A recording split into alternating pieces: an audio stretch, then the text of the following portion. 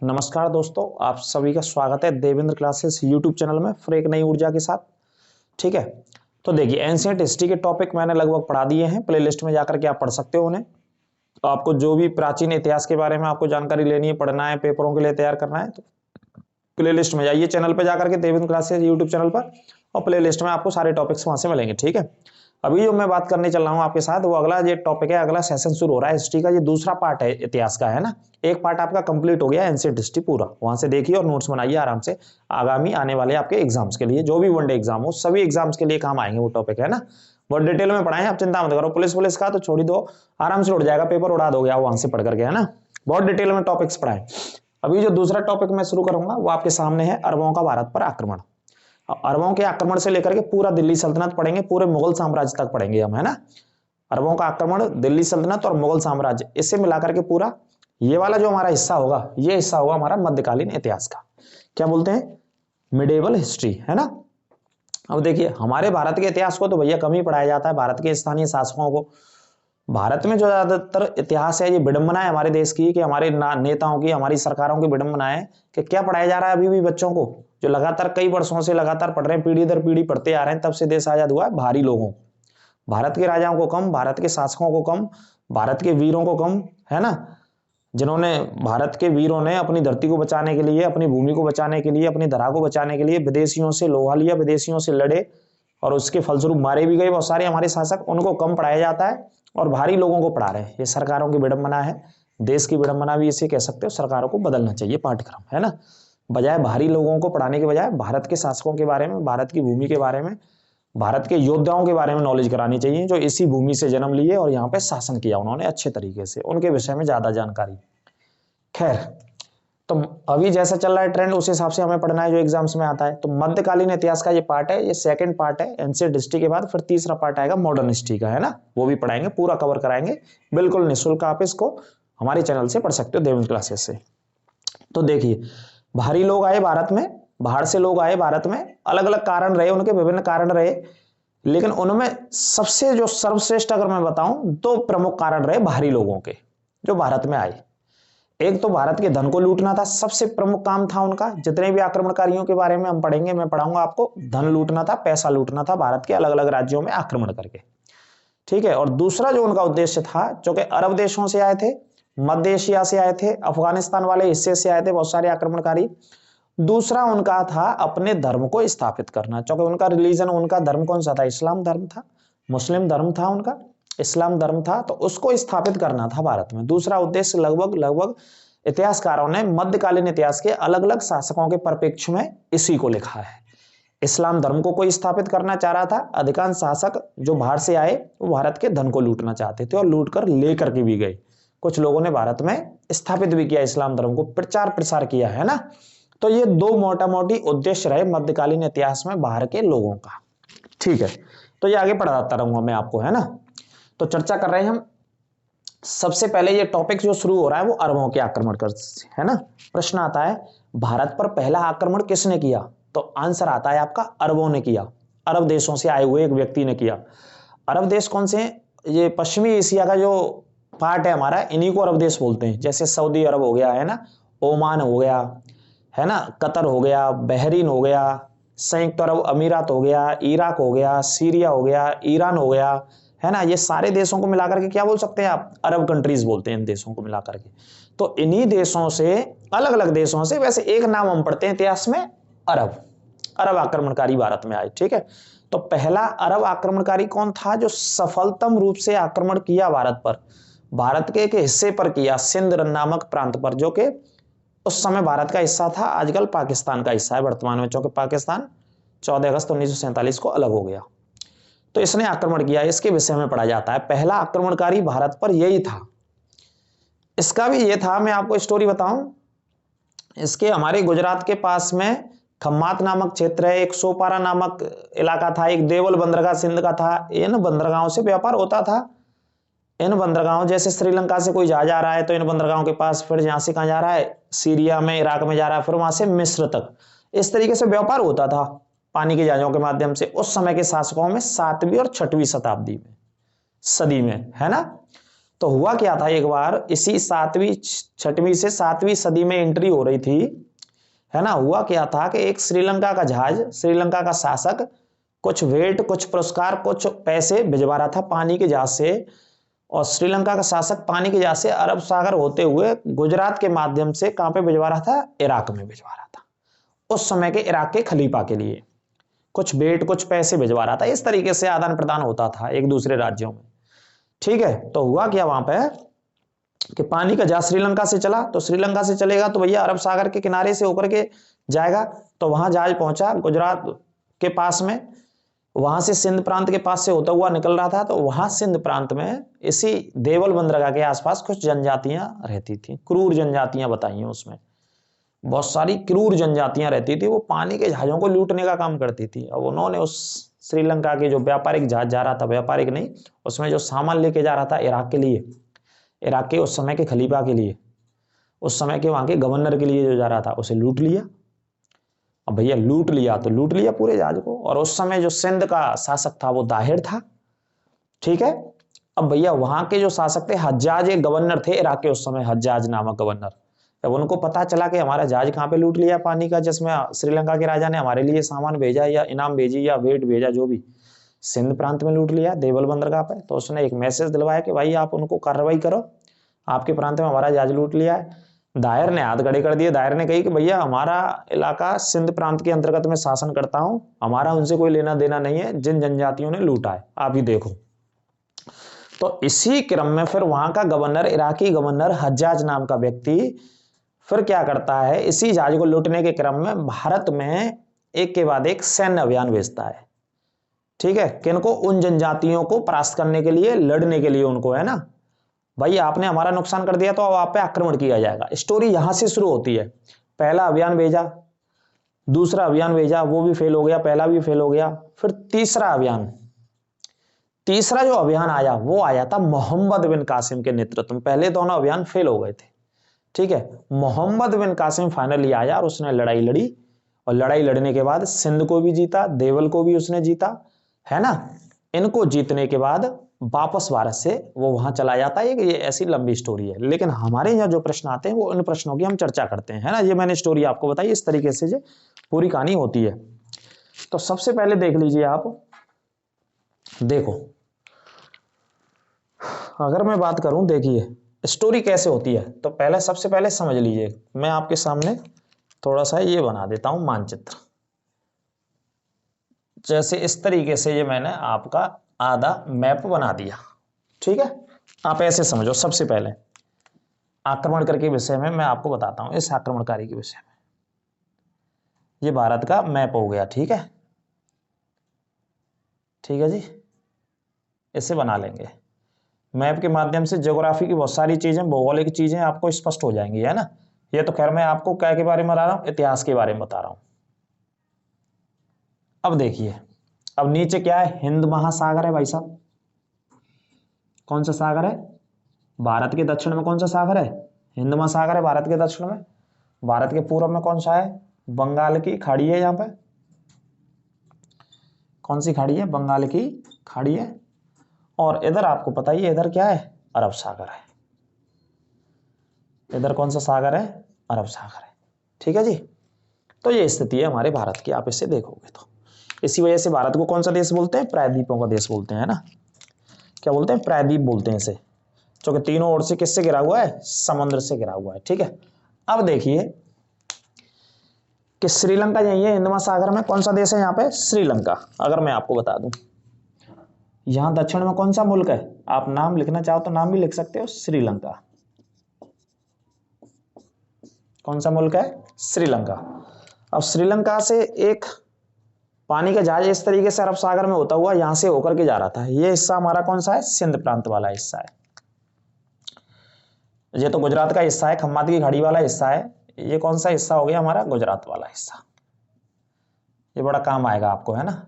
ये हिस्सा कौन सा हमारा, गुजरात। और गुजरात के ऊपर क्या है, ऊपर राजस्थान है, आपको पता ही है, ठीक है, अरब सागर से लगा हुआ। और ये वाला जो हिस्सा है ये कौन सा है, हमारी खम्मात की खाड़ी। कौन सी खाड़ी है, यहाँ खम्मात वाली खाड़ी है, ठीक है। इस तरीके से पढ़ लीजिए। ये बीच वाला जो हिस्सा है वो कौन सी खाड़ी है, खम्मात की खाड़ी है, ठीक है, ये नोट करते चलेंगे, ये आसानी से आपके समझ में आएगा पूरा की स्टोरी हुई क्या थी, क्या मैटर था, क्या प्रक्रम था इसका गुजरात का। तो भैया श्रीलंका से एक जहाज सामान लेकर के इराकी गवर्नर के लिए जा रहा है। अब वो पानी का जहाज इस तरीके से श्रीलंका से जा रहा है, यहाँ से अरब सागर में होता हुआ तो उसे इसी हिस्से में यहाँ पर कौन से स्थान पर लूट लिया गया, देवल बंदरगाह पर। कौन से बंदरगाह पर लूट लिया गया, ये अरब सागर के किनारे स्थित यहाँ पे कौन सा बंदरगाह का उल्लेख है, देवल बंदरगाह। देवल बंदरगाह पर लूट लिया गया। ये भी नाम लिख लेंगे आप, देवल बंदरगाह का नाम लिख लेंगे, है ना। इससे ज्यादा बेटा पेपर नहीं जाएगा कहीं, बिल्कुल पेपर फूट जाएगा, दूर दूर तक उड़ जाएगा, ध्यान रखना। ये मैं आपको डिटेल में समझा रहा हूँ। कौन सा बंदरगाह यहाँ पे, देवल बंदरगाह। अब ये जहाज श्रीलंका के राजा के द्वारा भेजा गया था, इसमें कुछ सामान भेजा था वेट के लिए, और ये ऐसे होता हुआ कहाँ पे जाना था, इसे इराक में पहुंचना था। अब इस साइड में क्या है हमारा, इराक है, ईरान है, सीरिया है, मिस्र है, ये सारे देश हैं। तो व्यापार के लिए ऐसे सामान जाता रहता था अरब सागर के माध्यम से, है ना। तो इसी देवल बंदरगाह के पास, अब देवल बंदरगाह कौन से राज्य के अंतर्गत आता है, ये तो राज्य आपको पता ही है। तो देवल बंदरगाह का जो राज्य है वो कौन सा राज्य है, बहुत फेमस और प्रमुख, सिंध प्रांत। कौन सा राज्य भाई साहब, सिंध प्रांत, ठीक है। सिंध प्रांत का ये देवल बंदरगाह था। अब यहीं पर उस जहाज को लूट लिया, पकड़ लिया, और पकड़ करके लूट लिया। कुछ जनजातियों ने लूट लिया यहाँ पे, है ना। उन जनजातियों को अलग अलग यहाँ पे उल्लेख दिया गया है कि उन जनजातियों ने क्या किया था, मैड, तनवाकर और कुर्क जनजातियों के मैं नाम भी बता दूं। तो जिन जनजातियों ने लूटा वो क्या क्या नाम है यहाँ पे, एक का नाम मैड, तनवाकर और कुर्क नाम की जनजाति। इन नामों की जनजातियां क्या करती थी, यहां पर रहती थी और उत्पात मचाती रहती थी। इन जनजातियों ने इस बंदरगाह पर उत्पात मचा करके रखा था, और जो भी जहाज निकलता था, जो भी व्यापार के लिए जाता था, उसे लूट लेते थे। मैड जनजाति थी, तनवाकर थी और कुर्क नाम की जनजाति थी। तो इन्होंने उस श्रीलंका के जहाज को, जो इराकी गवर्नर के पास जा रहा था, इराकी गवर्नर का नाम हज्जाज, कौन से गवर्नर के पास जा रहा था, हज्जाज नामक गवर्नर, इसे लूट लिया इस जनजाति ने, ठीक है। और जब लूट लिया तो क्या हुआ, वहां के इराकी गवर्नर ने, हज्जाज नामक इराकी गवर्नर ने इनसे कहा, सिंध प्रांत का शासक कौन था उस समय, राजा दाहिर, इनसे कहा कि भाई कार्रवाई करो आप इन पर, जिन्होंने हमारा जहाज लूट लिया, खामा कोई लेना देना नहीं, बेमतलब कोई अच्छा खासा आ रहा था और आके हमारे पास आ जाता, लूट लिया, आप कार्रवाई करो। सिंध प्रांत के जो राजा थे वो कौन थे, राजा दाहिर थे। राजा कौन थे, दाहिर थे सिंध प्रांत के राजा, ठीक है। तो राजा दाहिर के लिए मैसेज करवाया इन्होंने, मैसेज भिजवाया, पत्र भिजवाया कि भाई आप कार्रवाई करो, ये यहाँ के राजा थे सिंध के, कौन थे, राजा थे दाहिर, ठीक है। अब उन्होंने कहा कि भाई मैं कार्रवाई नहीं कर सकता, उन्होंने वापस पत्र भिजवा दिया इराक के गवर्नर के लिए, मैं कार्रवाई नहीं कर सकता, देवल बंदरगाह पर ये जनजातियां मेरे कंट्रोल में नहीं है, मेरे नियंत्रण में नहीं है, इस तरीके के कार्यों को करते रहते हैं। तो वो नाराज हो गया इराक का गवर्नर, उसने कहा अच्छा आपके कंट्रोल में नहीं है तो ठीक है, हम देखते हैं भैया। तो उन्होंने इसी चीज को ध्यान में रखते हुए, चूंकि उनका जहाज जहां लूट लिया था, तो उन्होंने अभियान भेजना शुरू किया भारत में आक्रमण के लिए, इस जनजाति को खत्म करने के लिए समझ लीजिए, या सिंध प्रांत पे आक्रमण के लिए। तो यहां से ये स्टोरी शुरू होती है, ठीक है। तो देखिए देवल, खम्मात, सोपारा, और ये बंदरगाह बहुत फेमस रहे, प्राचीन समय से ये बंदरगाह बहुत फेमस रहे। कौन कौन से बंदरगाहों के नाम मैं बता देता हूं, एक देवल बंदरगाह, एक सोपारा और एक खम्मात। ये बंदरगाह बहुत फेमस रही, ये प्राचीन समय से, है ना।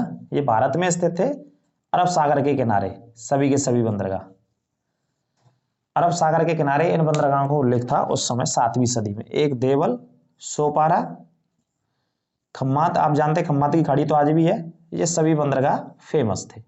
इन बंदरगाहों से उस समय व्यापार हुआ करता था।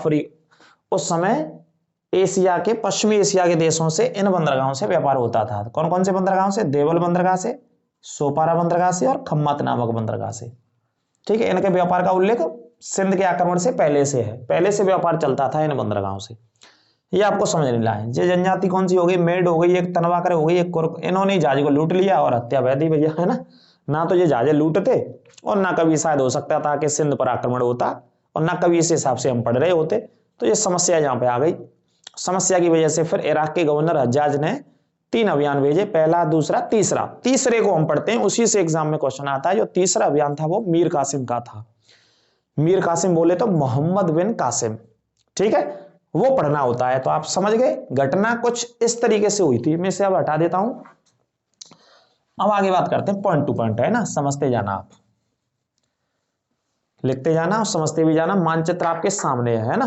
तो सबसे पहले लिख लीजिए आप, मैं आपको बता देता हूं। पहला अभियान 636 में, देखिए यहां से मैं आपको बता देता हूं। पहला अभियान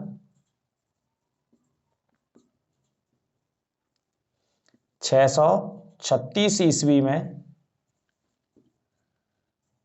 36 ईस्वी में किसके नाम से आया ये अभियान भारत में? खलीफा उमर के साथ। खलीफा उमर के नेतृत्व में सिंध के लिए भेजा था, के लिए भेजा था, लेकिन असफल हुआ। क्या हो गया? असफल हो गया, असफल हो गया। ठीक है, नंबर 1। दूसरा, साथ के साथ लिख लो, दूसरा अभियान भेजा जब ये असफल हो गया। दूसरा अभियान, दूसरे अभियान की भी वर्ष लिखिए। दूसरा अभियान कब भेजा? 644 में अब्दुल बिन उमर, 644 में दूसरा भेजा अब्दुल बिन उमर के नेतृत्व में।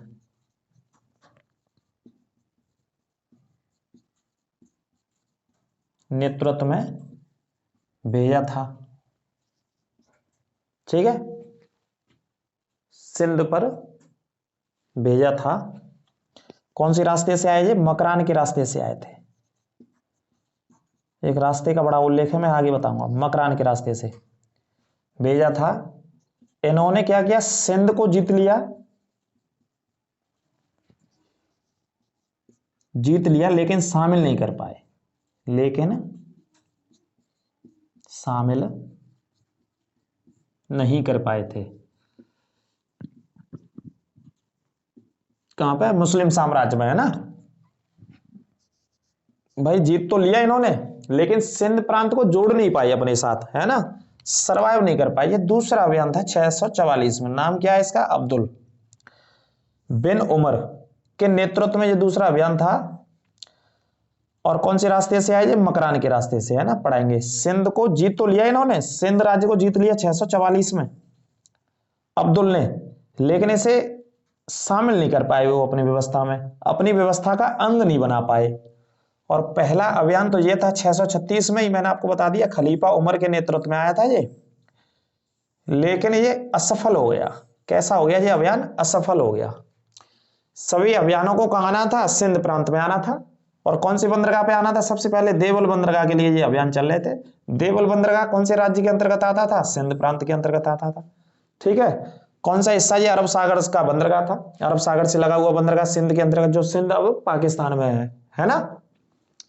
तो ये पाकिस्तान वाला ही सिंध समझिए आप, है ना। पहले तो हिंदुस्तान का हिस्सा था, और ये अरब सागर वाला पूरा हिस्सा हो गया। ये सिंध महासागर, और ये आपकी हो गई बंगाल की खाड़ी पूरब में। कौन सी दिशा है? ये पूर्वी दिशा, और ये हो गई दक्षिण दिशा, और ये कौन सी हो गई? पश्चिम दिशा, ठीक है। तो 2 अभियान भेजे, पहला फेल हो गया, दूसरे ने जीत भी लिया, तो इसे इस्लामिक अपना हिस्सा नहीं बना पाया। अब तीसरा अभियान आता है। इराक का गवर्नर था जिसके लिए माल सामान जा रहा था, भेंट जा रही थी, जिसका नाम था हज्जाज। उसका भतीजा एवं दामाद, हज्जाज का भतीजा और दामाद कौन था? मोहम्मद बिन कासिम, जो कि मीर कासिम के नाम से बहुत प्रसिद्ध था इराक में उन दिनों। कहां से आया था ये? इराक से आया था भारत में आक्रमण करने, है ना। अब देखिए इसी के विषय में चर्चा करते हैं, नोट करते रहेंगे। डिटेल में भी समझा रहा हूं, मानचित्र के माध्यम से समझा रहा हूं, क्वेश्चन छूटेगा नहीं। आप पीसीएस तक, यूपीएससी तक कोई भी एग्जाम दे लीजिए, पुलिस का तो बहुत सिंपल आता है ना, कोई दिक्कत नहीं आएगी। इसे नोट कर लेना, मैं हटा देता हूं रिपीट करके, है ना। क्लास को रिपीट करेंगे, नोट कर लीजिएगा, और मैं साथ साथ बोल भी रहा हूं। अब देखिए तीसरे अभियान के बारे में, है ना, बात करते हैं। तीसरा अभियान जो आया वो किसके नेतृत्व में आया? तीसरा अभियान वो मीर कासिम के नेतृत्व में आया था, है ना। तो देखिए पॉइंट लिखेंगे आप, इराकी गवर्नर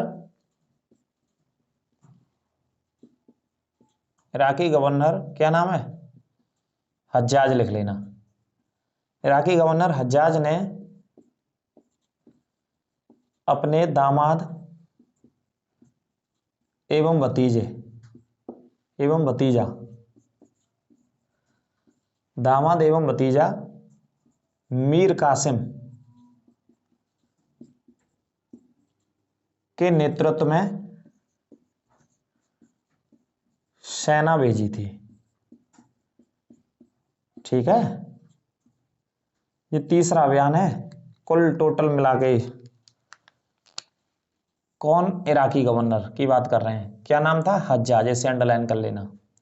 इसने अपने दामाद को, और दामाद और भतीजा था, दामाद भी बना लिया, शादी कर ली अपनी लड़की की। ठीक है, मीर कासिम के नेतृत्व में सेना भेजी।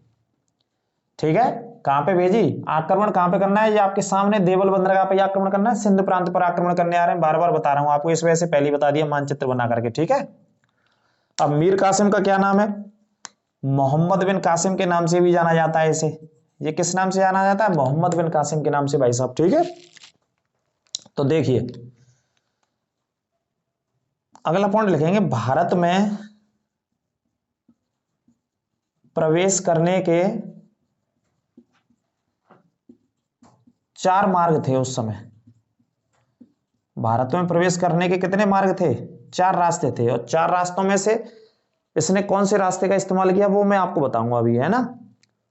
एक जल मार्ग और 3 स्थल मार्ग के थे। कितने मार्ग थे, 4 मार्ग थे। ठीक है, एक तो जल मार्ग, पानी के माध्यम से, अरब सागर के माध्यम से आ जाइए आप, और 3 कैसे थे, स्थल मार्ग थे। 3 रास्ते ऐसे थे कि आप सेना वाई फिजिकली आ सकती है वहां पे, है ना, सीमाओं से होकर के एक राज्य से दूसरे राज्य से होकर के आ सकती है। स्थल मार्ग वाले रास्ते थे और ये एक जल मार्ग वाला रास्ता था। ठीक है जी,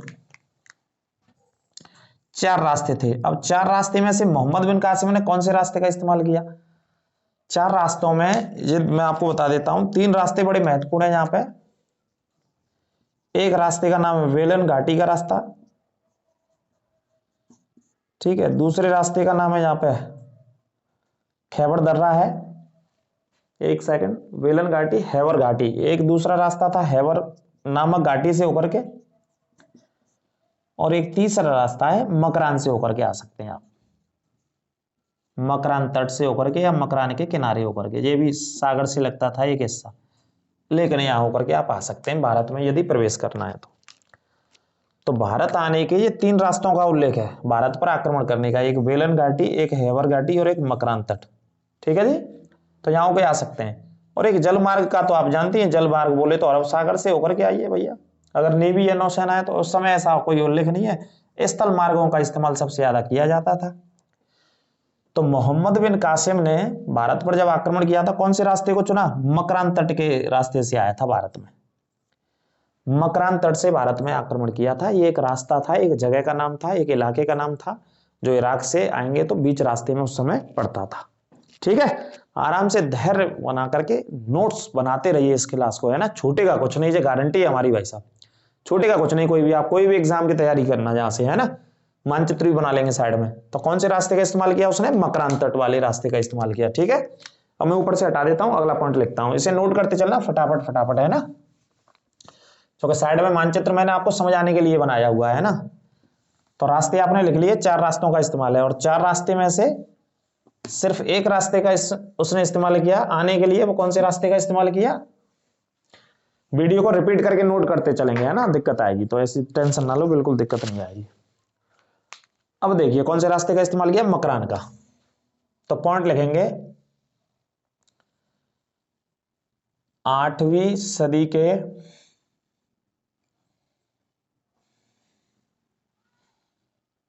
आरंभ में, है ना, आरंभ में वर्ष 712 ईस्वी में, वर्ष भी लिख लेना, इसे अंडरलाइन कर लेना, 712 ईस्वी में मोहम्मद बिन कासिम ने एक तरीके से आप कह सकते हो सिंध पर आक्रमण किया था,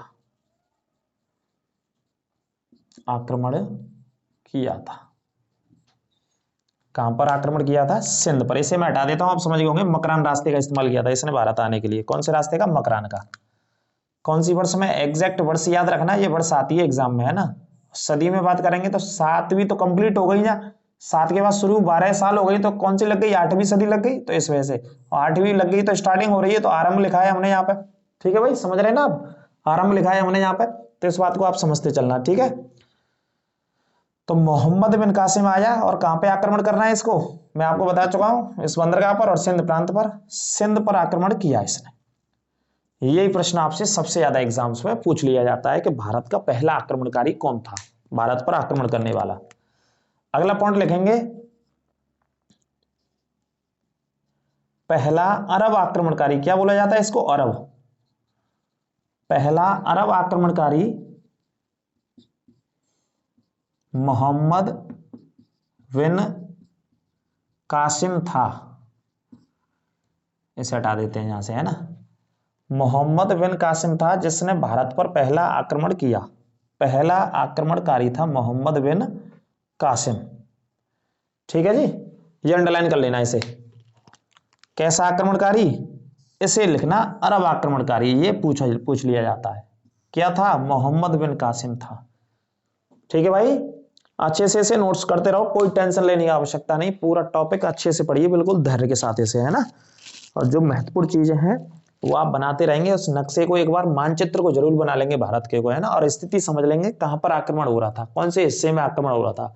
तो भारत के पश्चिमी हिस्से में आक्रमण हो रहा था, और भारत के पश्चिम में सिंध प्रांत पर आक्रमण। और सिंध के कौन से बंदरगाह? देवल बंदरगाह। यहाँ वो जनजातियां ऊधम उत्पात मचाती रहती थी, है ना। जैसे विश्व में एक देश आज भी है, वहां के कुछ लुटेरे हैं, समुद्री लुटेरे, वो आज भी उद्यम करते हैं, वो परेशान करते रहते हैं। कोई पानी का जहाज जाएगा व्यापारिक सामान लेकर के, एक हिस्से से दूसरे हिस्से में, एक देश से दूसरे देश में, है ना, एक महाद्वीप से दूसरे महाद्वीप में जाएगा कि नहीं जाएगा? समुद्र के माध्यम से ही जाते हैं पानी के जहाज। और जो दुनिया में व्यापार होता है वो सबसे ज्यादा समुद्र के माध्यम से होता है व्यापार, पानी के जहाजों के माध्यम से होता है एक दूसरे देश में। कहीं चीनी जा रही है, कहीं चावल जा रहा है, कहीं मेडिसिन जा रही है, कहीं मेडिकल इक्विपमेंट्स जा रहे हैं, तो वो पानी के जहाजों से। कहीं गाड़ियां जा रही है ना, तो अगर उस हिस्से से होकर के कोई पानी का जहाज निकल गया तो वो गन पॉइंट पे लूट लेते हैं कि भैया यहाँ आके जाएंगे तो चौथ देनी पड़ेगी, हमने टैक्स दे के जाओ, हमका चुना जानता, पकड़ लेते हैं पानी के जहाज वाले। किसी भी देश का जा रहा हो, वो कौन सा देश है? सोमालिया, अफ्रीका का। समुद्री लुटेरे बहुत फेमस है सोमालिया के। सोमालिया अफ्रीका महाद्वीप का देश है, ठीक है। और यहां होकर के उस सीमा से होकर कोई जहाज जाएगा तो लूट लेंगे। ऐसे जो पहले करते लूटा लाटी, वही स्टोरी कहानी मैं आपके सामने बता रहा हूं अच्छे तरीके से, ठीक है। जहाज का लूटो, इन्हें आक्रमण ही करा लो भारत पे, आक्रमण करा लो तो जी खामा खाम बेबाती बात, हत्या वैदी कि नहीं वैदी, देख लो। अब इसे पढ़िए आप, है ना।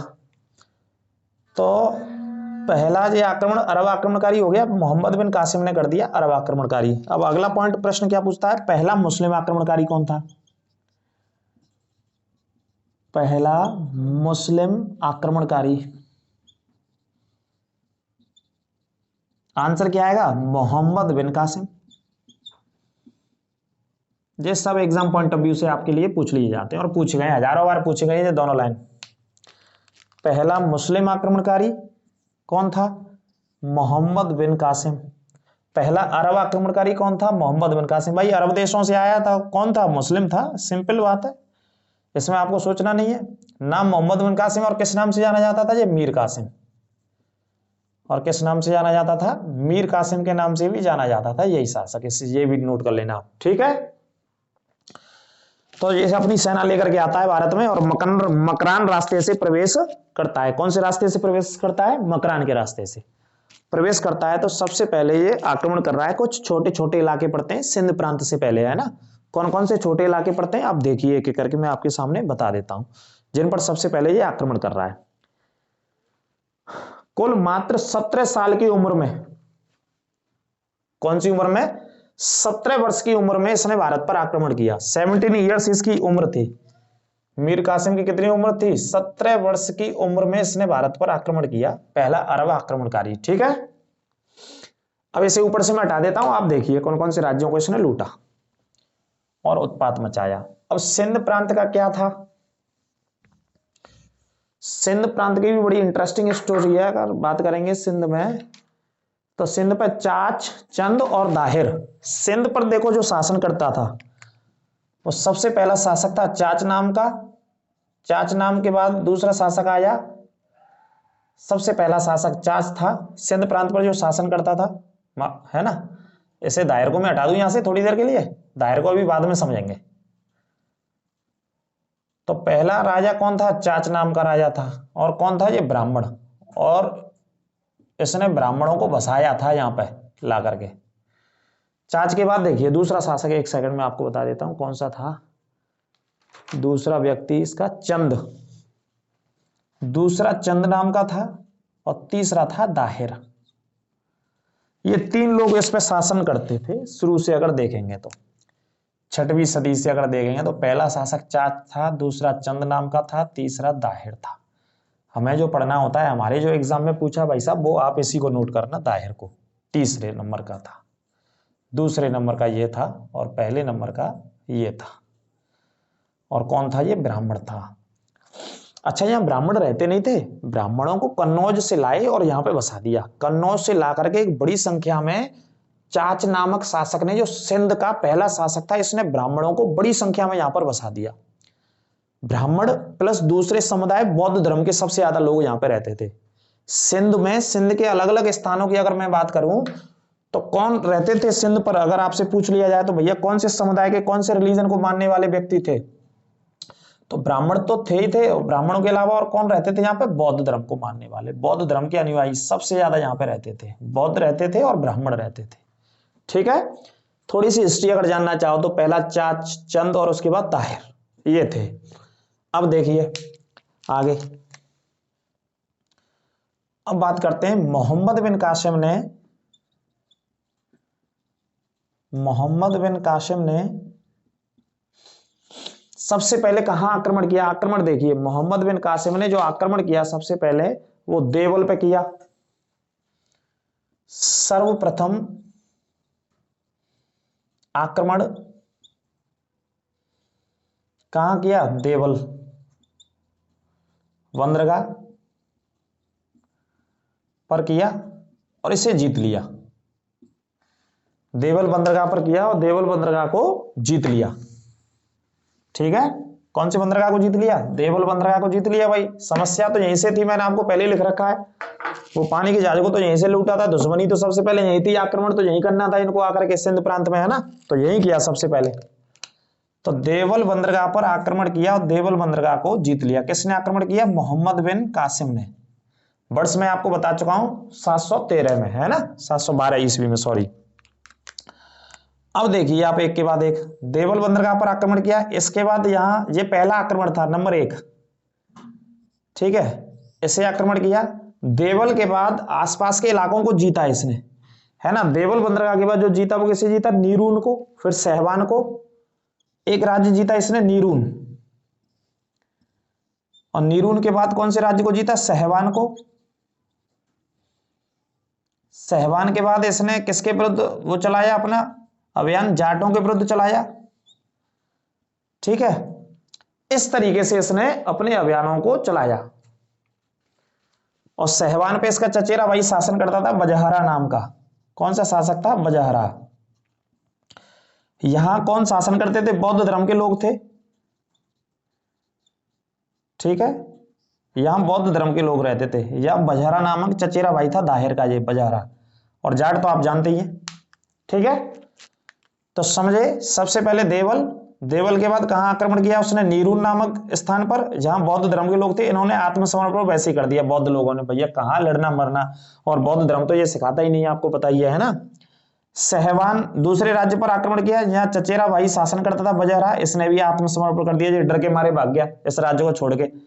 फिर जाटों पर आक्रमण किया इसने, उसी रास्ते में जाटों का एक बहुत बड़ा एक शक्ति मिलती है, तो उनसे भी आक्रमण हुआ, तो इन्होंने भी आत्मसमर्पण कर दिया। ये जाट उसका सहयोगी दे दिए, है ना, जाटों ने उसका सहयोगी किया। किसका सहयोग किया? मोहम्मद बिन कासिम का आगे के लिए सहयोग किया।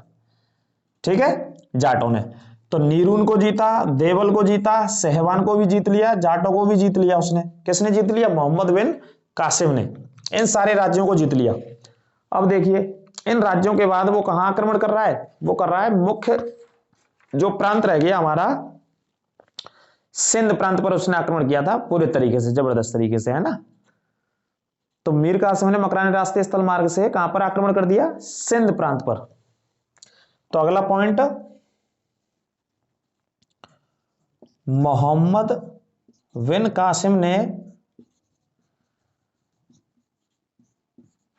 सिंध प्रांत की राजधानी, सिंध प्रांत की राजधानी, राजधानी और लिख लेना, अरोर पर आक्रमण किया। राजधानी क्या थी, अरोर, अंडरलाइन कर लेना। अरोर पर आक्रमण किया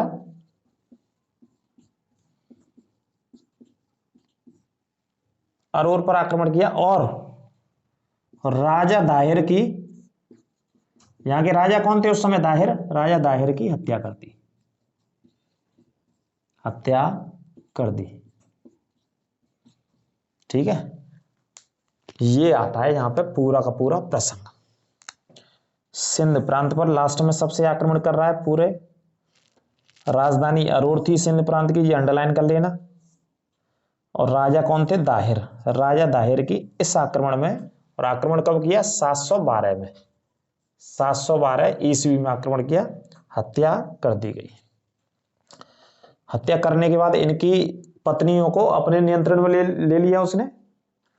रानी बाई एक पत्नी थी और रानी लाडी नामक पत्नी थी, उन दोनों को अपने नियंत्रण में ले लिया इसने, है ना। वो इतना इंपॉर्टेंट बात नहीं है।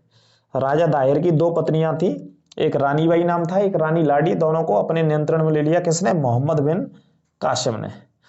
तो सफलतापूर्वक इसे जीत लिया, लूट लिया, अधिकार कर लिया पूरे अच्छे तरीके से। कब की बात है, ये 712 की बात है। और 712 के बाद वो वापस अपना अभियान चलाता है और मुल्तान को भी जीतता है रास्ते में। और मुल्तान पे इतना सोना था उस समय, कहा जाता है कि मुल्तान को स्वर्ण नगरी के नाम से जाना जाता था उस समय, 7वीं 8वीं सदी में, 8वीं सदी में उसे भी जीत लिया था। ठीक है, इन्हीं दिनों में जब मोहम्मद बिन कासिम भारत पर और सिंध प्रांत पर उसने शासन भी स्थापित कर दिया, अपना सत्ता भी स्थापित कर दी कुछ समय के लिए, और एक टैक्स लगा दिया था, जजिया कर। भारत में सबसे पहले जजिया कर लगाने वाला शासक मोहम्मद बिन कासिम था। कौन सा शासक था, मोहम्मद बिन कासिम।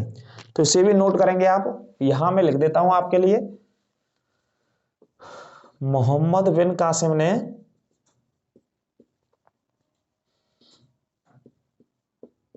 सिंध प्रांत पर कौन सा टैक्स लगा दिया, सिंध प्रांत पर जजिया कर लागू कर दिया। जे जरूर लिख लेंगे, जजिया कर लगा दिया। ठीक है जी, जजिया कर टैक्स लागू कर दिया। इस पॉइंट को आप पढ़ेंगे, क्योंकि ये जजिया कर भैया पीछे ना छोड़त पर ये पीछे नहीं छोड़ता है, पर ये पीछे 1720 में छोड़ता है। 1720 में खत्म हुआ था, 712 में शुरू होकर के कई वर्षों तक, लगातार वर्षों तक भारत में लगता रहा, है ना। तो देवल को लूटा, जीता उसने, नीरून नामक स्थान को, सहवान को, जाटों से लड़ाई लड़ी। उसे लड़ने के बाद फाइनल सिंध प्रांत को भी उसने जीत लिया, आक्रमण कर दिया, उसकी राजधानी को भी अपने अधिकार क्षेत्र में ले लिया, और राजधानी थी, और राजा दाहिर की हत्या कर दी। ठीक है जी, ये पॉइंट आप समझ गए होंगे।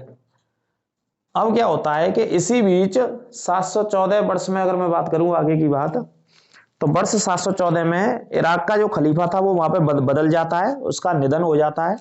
जिस खलीफा के द्वारा मोहम्मद बिन कासिम को भेजा गया था भारत में आक्रमण करने के लिए, वहां एक सुलेमान नामक खलीफा बैठता है इराक की गद्दी पर 714 में। कौन सा खलीफा बैठता है, सुलेमान नाम का। सुलेमान नाम का खलीफा आदेश देता है मोहम्मद बिन कासिम के लिए कि वापस आइए आप भारत से। तो वापस जाता है यहाँ से, और वापस जाने के बाद चूंकि सुलेमान जो खलीफा था वो पहले वाले खलीफा के इराकी गवर्नर हज्जाज का विरोधी था, है ना। इराकी गवर्नर पहले कौन था, हज्जाज का विरोधी था, जो वहां एक नया खलीफा बना था 714 में, 1-2 साल बाद जब ये पूरा आक्रमण हो गया इंडिया का, है ना। उनमें आपस में क्या थी, दुश्मनी थी, क्योंकि हज्जाज का भतीजा था, दामाद था कौन, मोहम्मद बिन कासिम इधर आया हुआ था। तो इसे उसने बुलाया, घोर यातनाएं दिलवाई और इसकी हत्या करवा दी। किसने, इराक के अगले गवर्नर जिसका नाम था सुलेमान। तो पॉइंट लिख लेंगे, मोहम्मद बिन कासिम को किसने मरवा दिया।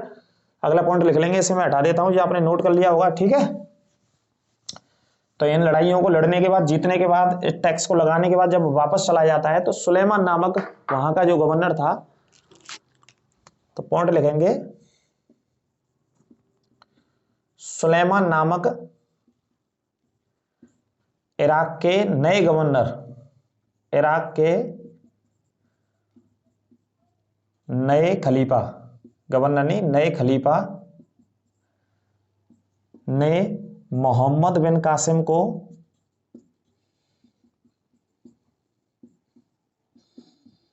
कब की बात है, ये 714 ईस्वी की है ना, 714 ईस्वी में वापस बुलाया और हत्या करवा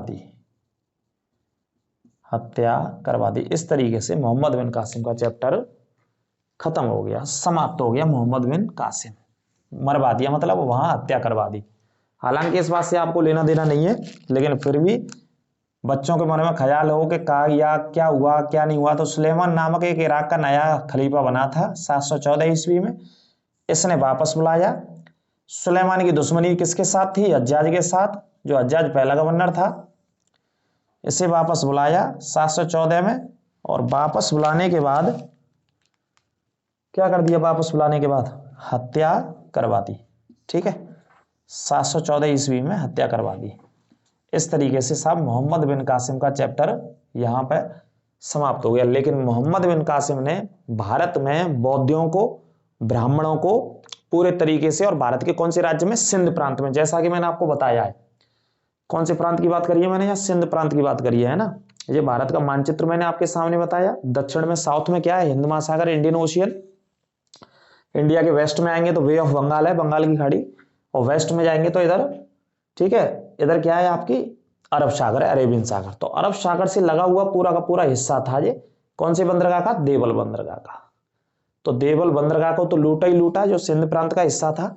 इसके अलावा सिंध प्रांत भी पूरे तरीके से अटैक से, आक्रमण से खत्म हो गया था, पतन हो गया था। किसने आक्रमण किया? मोहम्मद बिन कासिम ने, जो कि मीर कासिम के नाम से भी जाना जाता था। ठीक है, और वर्ष आपको रटनी है, याद करनी है 712। ये एग्जाम में 1000 बार पूछी गई है वनडे एग्जाम में, कि पहला भारत पर जो आक्रमण हुआ किसने किया? मोहम्मद बिन कासिम ने किया। मोहम्मद बिन कासिम कौन था? अरब आक्रमणकारी था। ठीक है, अरब आक्रमणकारी व्यक्ति मोहम्मद बिन कासिम था। एक्चुअल कंडीशन आपसे पूछ ले एग्जामिनर, बिल्कुल पूछेगा नहीं, ये बहुत डिटेल में मैंने आपको टॉपिक पढ़ाया है। इराक से आया था, लेकिन अरब आता है हमेशा, अरब देशों को ही बोलते हैं। जैसे मैंने बताया शुरू में आपको, इराक हो गया, ईरान हो गया, सीरिया हो गया, है ना, सऊदी अरब हो गया, संयुक्त अरब अमीरात हो गया, बहरीन हो गया, ओमान हो गया, कुवैत हो गया। ये सारी कंट्रीज क्या है? हमारे जो वेस्ट एशिया की कंट्रीज हैं, इन्हीं को अरब कंट्रीज बोलते हैं हम। ठीक है, तो यहां से ये आया था। तो पहला शासक सिंध पर चाच नामक था, दूसरा शासक चंद था, तीसरा शासक दाहिर था। दाहिर ने सिंध प्रांत में सबसे ज्यादा किनको बसा करके रखा था? ब्राह्मणों का इसे देश बोलते थे। ठीक है, तो ब्राह्मणों को मारा उसने मोहम्मद बिन कासिम ने आकर के। साथ साथ बौद्ध धर्म के लोग भी रहते थे, उनको भी मारा और बिल्कुल नेस्तनाबूद कर दिया था। ठीक है, और एक टैक्स लगा गया जो कि सालों साल, बरसों तक चलता रहा टैक्स। उस टैक्स को मैं एक बार फिर बता देता हूं आपको, काफी पूछा जाता है, इसे मैं हटा देता हूं, है ना, रिपीट करके देखेंगे वीडियो को। तो देखिए कौन सा टैक्स लगा के गया? जजिया कर। बहुत एग्जाम्स में आता है, जजिया कर लगा करके गया। कौन लगा के गया? मोहम्मद बिन कासिम। जजिया कर ऐसा टैक्स होता था, मैं आपको इसके बारे में समझाऊं, ये सिर्फ और सिर्फ गैर मुस्लिम लोगों से लिया जाता था, सिर्फ और सिर्फ गैर मुस्लिम लोगों से। कहने का मतलब मुस्लिम लोगों से प्राप्त नहीं करेंगे इसे, मुस्लिम धर्म के अलावा किसी भी धर्म के लोग से लिया जाएगा, चाहे हिंदू हो, चाहे बौद्ध हो, चाहे जैन हो, चाहे ईसाई हो, चाहे पारसी हो, किसी भी रिलीजन का हो, सबसे टैक्स लेंगे जजिया कर और लिया जाएगा। ठीक है, अब जैसे आप नहीं समझ पा रहे हैं तो सरल भाषा में समझो। जैसे भारत सरकार भी टैक्स लेती है कि नहीं लेती है हर व्यक्ति से? आप कह रहे हैं भैया हम ना देवयान, आप मार्केट में कोई भी चीज सामान परचेज करने जाते हो, ऑनलाइन शॉपिंग करते हो, तो आप इनडायरेक्ट टैक्स दे देते हो वहां पे, है ना, जैसे जीएसटी बोलते हैं आजकल। क्या बोलते हैं? जीएसटी। कब लागू हुआ? 1 जुलाई 2017 से इंडिया में जीएसटी काम कर रहा है। ठीक है, उस समय जजिया कर था, आज जीएसटी है। उस समय रिलीजन के हिसाब से लगता था, धर्म के हिसाब से लगता था, धार्मिक आधार पर लगता था। आज धर्म के हिसाब से नहीं लगता है, आज कॉमन लगता है, देश की पूरी जनसंख्या पर, है ना। आप दाल लेने जाओ, चीनी लेने जाओ, कुछ भी लेने जाओ, सभी पे आपको इनडायरेक्टली टैक्स देना पड़ेगा। ये अंतर है इन सारी चीजों में। ठीक है, तो जजिया कर कब शुरू होता है इंडिया में? 712 में। ये तो शुरू हो रहा है, यहां पे मैंने आपको बता रहा हूं, ये लिख लेना। और समाप्त कब हो रहा है ये भी मैं आपको बता देता हूं। जजियागढ़ समाप्त कब होता है? 1720 में, ठीक है। और किसके शासनकाल में समाप्त होता है? मोहम्मद शाह के शासनकाल में। मोहम्मद शाह रंगीला शासक था, 1720 में खत्म होता है ये फाइनल जाकर के। कब शुरू हुआ? 712 में, और खत्म कब हुआ? 1720 में। शुरू किसने कराया? मोहम्मद बिन कासिम ने। और समाप्त किसने किया? मोहम्मद शाह रंगीला ने, जो मुगल साम्राज्य में खत्म हुआ था। तो समझ गए आप, पहला टॉपिक था, इस वजह से बेसिक से पढ़ाया। समय अवश्य लग जाएगा, लेकिन धैर्य से पढ़ेंगे तो क्वेश्चन बेटा कोई नहीं छूटेगा, ये बिल्कुल पूरी गारंटी हमारी है ना। तो ये पहला ही टॉपिक था आज, और टॉपिक में क्या था हमारा? अरबों का आक्रमण था। और कौन सी सदी में आक्रमण था ये हमारा? 7वीं सदी में अरबों का आक्रमण था, ठीक है। कौन से प्रांत पे था? सिंध प्रांत पर आक्रमण था, ये जैसा कि मैंने शुरू में आपको बताया, ठीक है कि नहीं। और मध्यकालीन इतिहास, मिडिवल हिस्ट्री, यहां से ये टॉपिक में शुरू किया है हमने, ठीक है। कौन सा इतिहास शुरू किया है? मध्यकालीन इतिहास शुरू किया है, मिडिवल हिस्ट्री आज इस टॉपिक में हमने, है ना। तो ये पूरा टॉपिक आपके लिए यहां पर समाप्त होता है। अच्छे से पढ़ा दिया है, लगभग पूरा कवर करा दिया है। अच्छे से नोट्स बना लेंगे और यहां से बनाते जाएंगे पूरे मिडिवल हिस्ट्री के नोट्स आपको एक के बाद एक मैं आगे पढ़ाऊंगा। अब इसके आगे क्या पढ़ाएंगे हम आपको थोड़ा सा मैं आपको बता देता हूं, ब्रीफ कर देता हूं, ठीक है। देखिए इसके आगे जो पढ़ेंगे वो क्या पढ़ेंगे? विदेशी लोगों को ही पढ़ेंगे, है ना। विदेशी लोग ही भैया भारत में आते रहे और आक्रमण करते रहे, मैंने स्वाद नहीं ली, आक्रमण करते ही रहे, धुआंधार धुआंधार आक्रमण करे भारत पर जितने कर सकते। तो देखो कैसे पढ़ेंगे हम, ये तो आ गया मोहम्मद बिन कासिम। अब मोहम्मद बिन कासिम के बाद कौन भारत पर आएगा? एक आएगा जिसका नाम है सुबक्तगीन, ठीक है। तुर्की आक्रमणकारी था, ये अरब आक्रमणकारी था। फिर अगला जो आएगा वो आएगा गजनबी, महमूद गजनबी। अगला जो आएगा वो कौन आएगा? मोहम्मद गौरी, ठीक है। अगला जो आएगा वो कौन आएगा? उससे छोड़ो, अगला कौन आएगा वो तो यहीं पे स्थापित हो गया था। तो मोटा मोटी तौर पे इन 4 प्रमुख लोगों को हम पढ़ते हैं जो भारत के बाहर से भारत में आक्रमण किया गया। मोहम्मद बिन कासिम पहला आक्रमणकारी, दूसरा सुबक्तगीन जो कि एक तुर्की आक्रमणकारी था। कौन सा था भाई साहब? तुर्की।